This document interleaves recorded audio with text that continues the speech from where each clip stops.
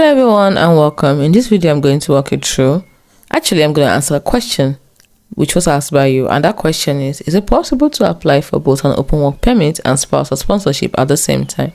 And the answer is yes.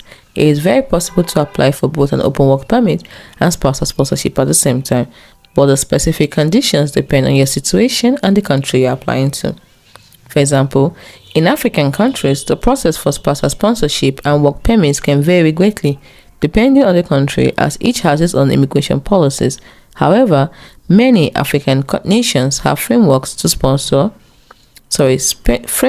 spousal sponsorship and employment visas which allow foreign spouses to live and work in the country. For Uganda, when it comes to spousal sponsorship, also called dependent visa, foreign spouses of Ugandan citizens can apply for a dependent visa. This visa allows them to live in Uganda, but it does not automatically grant the right to work.